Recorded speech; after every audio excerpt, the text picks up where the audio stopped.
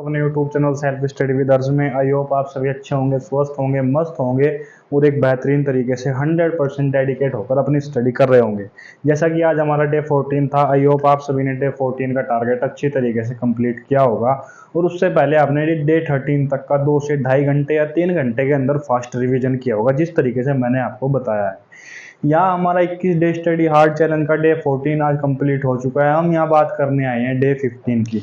हमारा क्या रहने वाला है डे 15 के अंदर, हमारे कौन कौन से टारगेट रहने वाले हैं डे 15 के अंदर। आई होप आप सभी को डे 14 के अंदर 60 to 70% इंप्रूवमेंट मिला होगा, जिसके अंदर आज हम बात करने वाले हैं डे 15 की कि हमारे डे 15 के अंदर क्या क्या टारगेट्स हमारे रहने वाले हैं और किस टारगेट्स को हमें किस तरीके से पूरा करना है।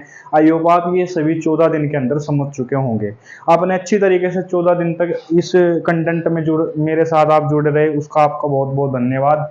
अगर आप इसी तरीके से अच्छी तरीके से पढ़ाई करते रहे, जिस बच्चे का कोर्स पूरा है, जो कि एक बिगिनर है, उसको यहाँ से विद इन 3 मंथ्स के अंदर मैं सिलेक्शन की प्रोसेस लाइन आपको बताने वाला हूँ कि हम विद इन 3 मंथ्स जैसे ही हमारा कोर्स कंप्लीट होगा या अच्छे फैकल्टी टीचर हमारा कोर्स कंप्लीट कराते हैं, तो हम वहाँ से कितनी जल्दी अपना क्या कोर्स कंप्लीट कर सकते हैं। ठीक है फ्रेंड्स, आई होप आप इसी तरीके से तैयारी करते रहेंगे। आइए हम ज़्यादा बातें न करते हुए चलते हैं सीधे अपने टारगेट पे और क्या बोलते हैं डे 15 का हम टारगेट नोट करते हैं। आई होप मैंने आपको क्या बोला था, मैंने आपको बोला था कि हिंदी के अंदर आपको अलंकार करने हैं। आप सभी ने अलंकार अच्छी तरीके से क्या किए होंगे, कहीं ना कहीं से पढ़े होंगे, अच्छे फैकल्टी टीचर से या जहाँ से आपने कोर्स लिया होगा, आपने वहां से अच्छी तरीके से रिवाइज किए होंगे और अच्छी तरीके से पढ़े होंगे। आप मुझे कमेंट बॉक्स में उत्तर करके बताएंगे कि अलंकार का क्या है, शाब्दिक अर्थ क्या है। ठीक है, अलंकार के प्रतिपादक और जन्मदाता कौन है। ठीक है, आपको ये कमेंट बॉक्स में उत्तर करना है। अलंकार कितने प्रकार के होते हैं, ये भी आपको कमेंट बॉक्स में उत्तर करना है। ठीक है फ्रेंड्स, आई होप आप सभी ने अच्छी तरीके से अलंकार बेस्ट तरीके से पढ़ा होगा, पर मैं आज फिर से आपको अलंकार देने वाला हूँ, क्योंकि अलंकार से अच्छे अच्छे क्वेश्चंस हमारे क्वेश्चंस एक अच्छा क्वेश्चंस बैंक यहाँ से बनता है, क्योंकि इसके अंदर 2 टाइप होते हैं, पर हमें 3 टाइप होते हैं। मैं अब यहाँ पे आपके लिए ले गए 6 बजे लेके आने वाला हूँ हिंदी की एक सीरीज, जिसके अंदर मैं कंप्लीट हिंदी आपको कराने वाला हूँ। आई होप आप वहां से हिंदी कंप्लीट करके किसी भी जिस एग्जाम के अंदर हिंदी आती हो, अच्छी तरीके से आप वहां से हिंदी को क्या कर सकते हैं, क्रैक कर सकते हैं। ठीक है, कोई भी एग्जाम हो जिसके अंदर 40 क्वेश्चन है, तो आप वहां से 35 क्वेश्चन मैं आपको बताऊंगा आपको हिंदी के अंदर किस तरीके से क्रैक करने हैं और किस स्ट्रेटेजी के साथ क्रैक करने हैं। आप अब यहाँ हिंदी की क्लास मैं आपके लिए लेके आने वाला हूँ राइट 6 PM लाइव। ठीक है फ्रेंड्स, तो आप जुड़ना ना भूलें।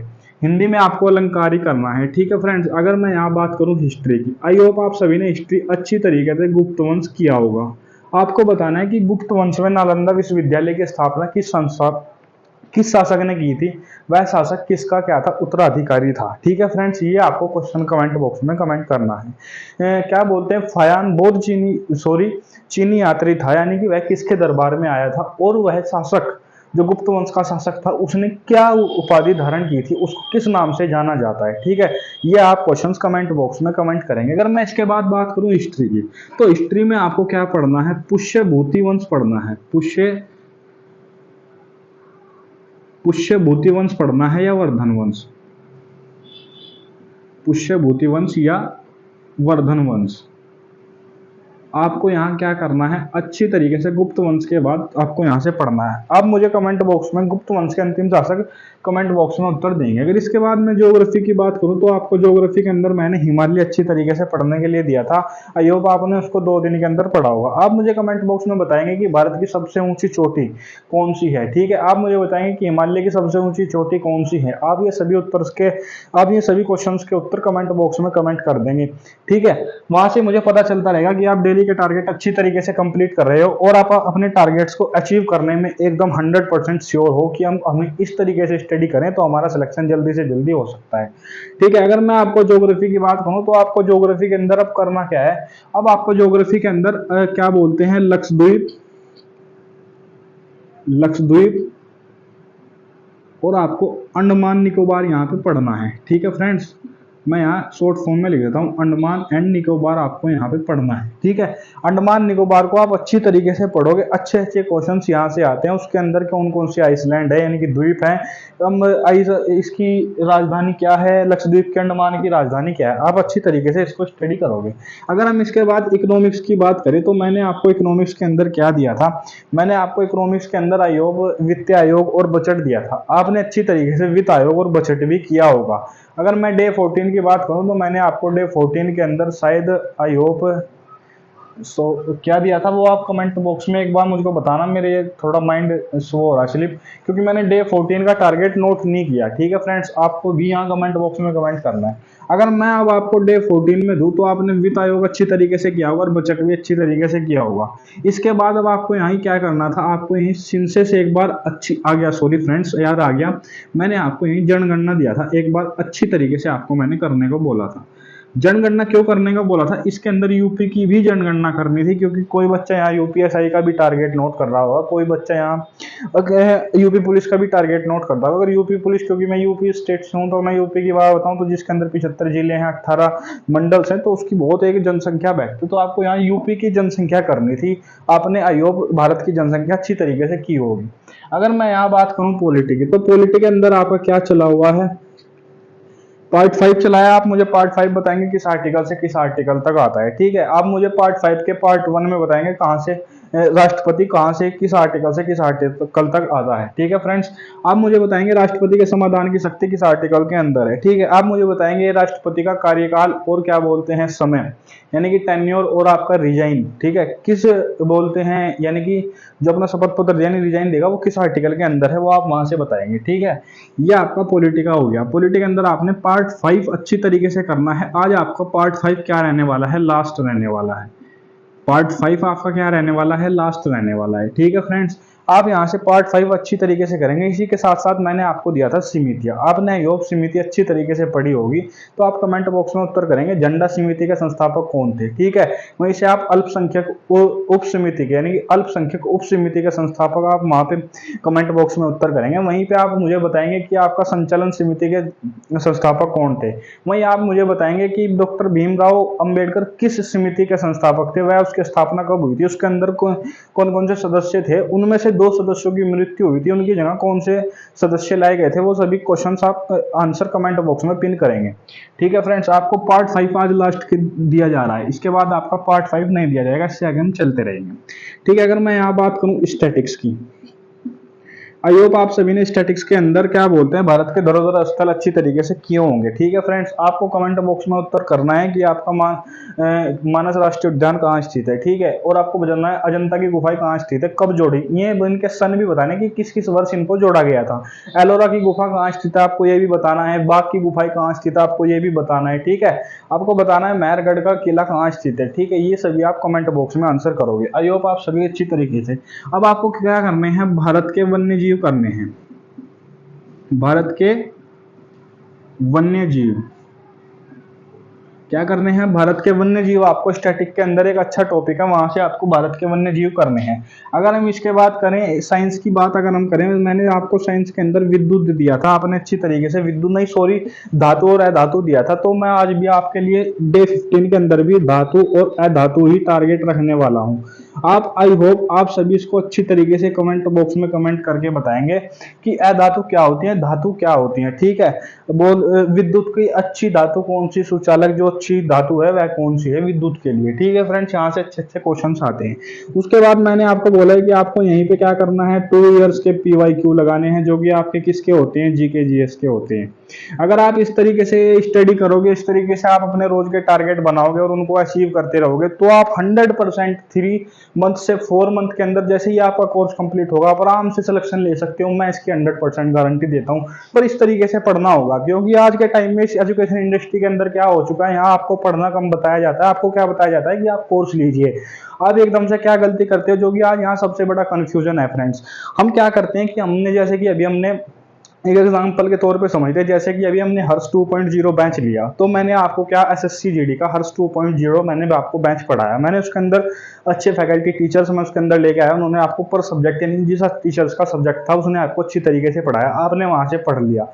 फिर क्या हुआ, जैसे ही अभी एनटीपीसी की वैकेंसी आई है, एएलपी की वैकेंसी आई है, आरपीएफ की वैकेंसी का पेपर होने वाला है, एएलपी की वैकेंसी का पेपर होने वाला है, एनटीपीसी को हम अभी साइड में रखते हैं क्योंकि अभी उसका हमें ये नहीं पता कि एग्जाम कब होगा। जैसे ही हमें पता चलता है कि एएलपी और आरपीएफ एसआई कांस्टेबल का क्या होने वाला है, एग्जाम होने वाला है, रेलवे ने एग्जाम एजेंसी चुन ली है, तो जस्ट क्या होता है कि आज के टाइम में एजुकेशन इंडस्ट्री के अंदर कुछ क्या बोलते हैं, कोचिंग सेंटर्स कोर्स लेके आए जल्दी जल्दी से कि ये कोर्स वो कोर्स वो कोर्स, तो बच्चा क्या हो गया, डिस्ट्रैक्टिव हो गया। जब आपने वो कोर्स पूरा किया था तो आपको वहीं से पढ़ना था, क्योंकि मैथ रीजनिंग सबका सेम है, जीके जीएस 50% सबका सेम है। आपको बस वहां से साइंस अलग पढ़ने की जरूरत थी, तो आप वहां से साइंस का अच्छे फैकल्टी टीचर्स का कोर्स ले सकते थे, या पीवाई क्यू से वहां सहायता ले सकते थे कि हमें साइंस किस प्रकार पढ़नी है। आपको ऐसा नहीं करना था। आपका जब कोर्स कंप्लीट था तो आपको उसको सेल्फ स्टडी करना था। 90 आपको 10 से 12 घंटे सेल्फ स्टडी देना था, ना कि आप फोन से उस टीचर से पढ़ते, उस कोचिंग सेंटर से कोर्स लेते। जब आपका कोर्स कंप्लीट तो आपको इधर उधर भटकने की क्या आवश्यकता थी, क्योंकि मैंने भी ऐसा कुछ टाइम तक किया है। पर जब से मुझे अच्छी तरीके से मेरे सीनियर्स के द्वारा, मेरे टीचर्स के द्वारा, मेरी फैमिली मेंबर्स के द्वारा, जो कि अच्छी अच्छी पोस्टों पर जॉब करते हैं, उनके द्वारा बताया गया कि इस तरीके से अगर स्टडी होगी तो हम बहुत ही जल्दी सिलेक्शन ले सकते हैं। और मेन बात, जो क्वेश्चन हमसे आता है वो पेपर के अंदर गलती नहीं होना चाहिए, क्योंकि वही हमें सिलेक्शन की भीड़ से अलग करता है। तो यहाँ आपको इस 21 डे स्टडी हार्ड चैलेंज के अंदर सब कुछ बताया जा रहा है। अगर आप पिछली 14 डे तक की वीडियो देखेंगे तो उनके अंदर आपके अंदर 100% इंप्रूवमेंट 14 डे के अंदर ही आ जाएगा। जैसा कि हम डे 15 के लिए टारगेट लेके आए हैं, आपने पहले डे 14 तक की वीडियो देखनी होगी, उसके बाद आप डे 15 को अच्छी तरीके से रीड कर पाओगे। वहां आपको हर वीडियो के अंदर, और वहीं मैंने आपको 9R फॉर्मूला भी बताया कि 9R फॉर्मूला किस तरीके से काम करता है, किस तरीके से स्टडी कर सकते हो। 9R तो आपको स्टडी करनी ही करनी है, उसके अंदर आप टाइम मैनेजमेंट किस तरीके से कर सकते हो। जैसे कि अभी कुछ वैकेंसी आई है तो मैंने थोड़ा टाइम मैनेजमेंट कर दिया, इसलिए मैं पॉलिटी के लिए 5 मिनट सोनी लेके आ पा रहा हूँ, क्योंकि मेरा अभी स्लोप टाइम डिवाइड नहीं हो रहा। मैं वहां थोड़ा 1 घंटा जो मैंने बढ़ाया वहां डिस्टर्ब हो गया, तो इसके लिए मैं क्षमा चाहता हूँ, माफी चाहता हूँ कि मैं 5 मिनट शो दोबारा से शुरू कर दूं। मैं इसके लिए टाइम आराम आराम से निकाल रहा हूँ, शायद मैं कल से ये शो आपके लिए शुरू कर दूं। ठीक है फ्रेंड्स, आपको कंफ्यूज नहीं होना है। जब आपका कोर्स कंप्लीट है तो आपको सेल्फ स्टडी बेटर करनी है। ठीक है, आई होप आप सभी इस तरीके से समझेंगे और इसी तरीके से आप सिलेक्शन बहुत जल्दी लेंगे और इस लाइन में आप लग चुके होंगे। ठीक है, हमने यहाँ बात की पीवाई क्यू की। अगर हम इसके बाद बात करते हैं मॉक की, मैंने एक मॉक आपको यहाँ बोला है, जिस बच्चे का पेपर कंप्लीट, कोर्स कंप्लीट है, सॉरी, जिस बच्चे का कोर्स कंप्लीट है उसको भी मैंने यहाँ मॉक के लिए बोला है कि मॉक किस तरीके से आपको लगाना है। अगर आपका मन करता है कि हम सेक्शनल वाइज मॉक लगाएं रोज की, अच्छी बात है। ठीक है, आप फुल मॉक लगाना चाहते हो तो फुल मॉक लगाएं, पर वहां आपको डिमोटिवेट नहीं होना है। आप डिमोटिवेट हो जाते हो कि हमारे नंबर नहीं बन रहे, फिर एकदम से मॉक देते हो, आपके नंबर नहीं बन रहे हैं, आप खुद अपने नंबर नहीं इंक्रीज करना चाह रहे हो। ठीक है, आपके नंबर खुद कम हो रहे हैं क्योंकि आप एकदम से दोबारा मॉक देते हो। जैसे कि अगर मैं जस्ट अभी एग्जांपल के तौर पे बात करूं, एसएससी जीडी की जो वैकेंसी है जनवरी फरवरी में, आधे से ज्यादा बच्चा 60% बच्चा उसी के ऊपर अभी फोकस है। ठीक है, अगर हम वहां बात करें, हमने क्वेश्चन है उसके अंदर 80, अगर हमने वहां 70 क्वेश्चन किए और हमारे मैक्सिमम में, अगर मैं एग्जाम्पल के तौर पर बात करूँ तो हमारे 15 क्वेश्चन गलत हो गए, तो हमारे क्वेश्चन कितने बच गए, 55 क्वेश्चन शायद बच गए जब हमने 70 क्वेश्चन किए। अब हमें उन 55 के अंदर ये देखना था कि हमने जो उनसा क्वेश्चन हमसे आता था उसे टाइम के अंदर किया या नहीं किया। जीके का अच्छा क्वेश्चन था, उसे अपनी नोटबुक यानी क्वेश्चन बैंक के अंदर नोट करना था, जो आपने नोट बनाए होंगे। एक आपको सेपरेट मॉक के लिए क्या करनी थी, जीके जीएस की नोटबुक बनानी थी, नोट्स बनाने थे। वही आपको देखना था कि जो आपसे मैथ का क्वेश्चन गलती हुआ है वो आया हुआ क्वेश्चन गलती हुआ, या आपके टाइप में नहीं था, या आपने पढ़ा नहीं था। हिंदी का जो क्वेश्चन गलती हुआ इसी तरीके से देखना था, रीजनिंग का, जीके जीएस का। जीके जीएस का क्वेश्चन देखना था कि आपसे पढ़ा हुआ तो गलती नहीं हुआ है, पढ़ा हुई किसी भी सब्जेक्ट में, जो भी 4 सब्जेक्ट हैं हर एग्जाम के अंदर, हर ये 4 सब्जेक्ट तो मेन होते हैं। ठीक है, अगर हम हिंदी को हटाए तो 3 सब्जेक्ट सभी पेपर्स के अंदर मेन हो चुके हैं। ठीक है, मैथ, रीजनिंग और जीके जीएस, हमें देखना था कि हमारा क्वेश्चन क्यों गलती है, किस तरीके से हमने, या तो वो क्वेश्चन हमने पढ़ा नहीं होगा, या हमसे जल्दी जल्दी में वह क्वेश्चन गलती हुआ होगा, हमसे आता होगा। आता हुआ क्वेश्चन हमें गलती नहीं करना, नहीं तो हम सिलेक्शन लाइन से नीचे आ जाते हैं एकदम, क्योंकि कुछ स्टूडेंट्स उसे अच्छी तरीके से कर रहे होते हैं और वो फिर सिलेक्शन की भीड़ में चले जाते हैं, सॉरी, वो सिलेक्शन लाइन से ऊपर चले जाते हैं और हम सिलेक्शन लाइन से नीचे आ जाते हैं। तो हमें ये नहीं करना है। ठीक है, हमें अच्छी तरीके से यहाँ मॉक देना भी बताया गया है, इसी के लिए मैंने आपको एनालाइज बोला है यहीं पे, इसलिए मैंने आपको 1.5 घंटा या 2 घंटा एनालाइज के लिए बोला है। इसी प्रकार मैंने आपको मैथ रीजनिंग के लिए भी टारगेट देता हूं। अगर मैं मैथ की बात करूं तो मैंने मैथ में आपको ऐसा ही दिया था आपने, आज ऐसा ही के क्वेश्चन लगाए होंगे, मैंने आपको बोला था या आप लगाएंगे या किसी बच्चे ने लगाए होंगे या कुछ स्टूडेंट्स ने लगा लिए होंगे। मैंने आपको 100 क्वेश्चंस यानी 50 क्वेश्चंस पीवाई के और 50 क्वेश्चंस आपको अपने नोट से या जिस टीचर से आप पढ़ते होंगे वहां से लगाने के लिए बोला था, टाइप वाइज। इसी के अंदर अब आपका चल रहा है सीआई यानी कि चक्रवर्ती ब्याज, जो कि आपका मैंने बोला था 3 या 4 दिन के लिए आपको दिया गया है, यानी कि 4 या 3 डेज के लिए आपको दिया गया है। आप इसको अच्छी तरीके से अच्छे फैकल्टी टीचर से कर लेंगे, क्योंकि यूट्यूब पे भी अब अच्छे अच्छे टीचर्स फ्री में ही करा रहे हैं, प्रीवियस ईयर क्वेश्चन कराते हैं। आपने कोर्स लिया हुआ कहीं से, अच्छी तरीके से आप कोर्स कंप्लीट कर रहे होंगे, आपने वहां से कोर्स लिया होगा। अगर हम इसके बाद बात करें रीजनिंग की, किसकी बात करें हम यहाँ, रीजनिंग की। आई होप आपने यहाँ रीजनिंग के लिए मैंने आपको दिया था एनालॉजी, आपने एनालॉजी 2 या 3 दिन के अंदर अच्छी तरीके से किया होगा। ठीक है, अब यहाँ से एनालॉजी के बाद अगर हम आगे चलें, सॉरी आज भी आप यहाँ एनालॉजी ही लीजिए, एनालॉजी ही आप यहाँ लीजिए, क्योंकि एक अच्छा चैप्टर है। आज आपको इसको क्या कर देना है, खत्म कर देना है। ठीक है, इसी प्रकार आपको इसके अंदर क्या करना है, 100 क्वेश्चन आज 15 डे के अंदर आपको इसके कहीं ना कहीं से लगा देने हैं। ठीक है, आई होप आपका डे 15 का टारगेट मैंने नोट कर दिया है। इसको अपने नोट, जहां भी आप टारगेट नोट करते होंगे वहां नोट करेंगे और इसको अचीव करेंगे, और वहां से अपने अंदर इंप्रूवमेंट देखेंगे कि हमारे अंदर इंप्रूवमेंट कितना हुआ है। स्टूडेंट्स, अब हमें यहाँ क्या बोलते हैं, इस एजुकेशन इंडस्ट्री से हटके ये भी सीखना होगा कि हमारा सिलेक्शन किस तरीके से होगा। जब हमारा कोर्स पूरा है, हमें कितना टाइम सेल्फ स्टडी को देना चाहिए, कितना टाइम हमें अपने नोट्स को देना चाहिए कि रिवाइज में होगा। उसके अंदर मैंने आपको बोला है, मैं दोबारा फिर बोलता हूँ, आप सेल्फ स्टडी पे मेन फोकस करना होगा। आपको सेल्फ स्टडी पे 99.9% क्या करना होगा, फोकस करना होगा, जो कि मैंने आपको 9R फॉर्मूले के अंदर भी बताया है। ठीक है फ्रेंड्स, आई होप आप सभी को वीडियो अच्छी लगती होगी, ये कंटेंट अच्छा लगता होगा, 21 डे स्टडी हार्ड चैलेंज। अगर आपको ये कंटेंट अच्छा लगता है तो वीडियो को ज्यादा से ज्यादा शेयर करें, ताकि आपके आसपास भी एजुकेशन की जो इस कम्पिटेटिव एग्जाम जो कि बहुत बड़ा कुआ है, उन सबकी हेल्प हो सके, उनको पता चल सके कि हम कितनी जल्दी सिलेक्शन ले सकते हैं जब हमारा कोर्स कंप्लीट है। एक बिगिनर्स के लिए तो ये बेस्ट होने वाली है।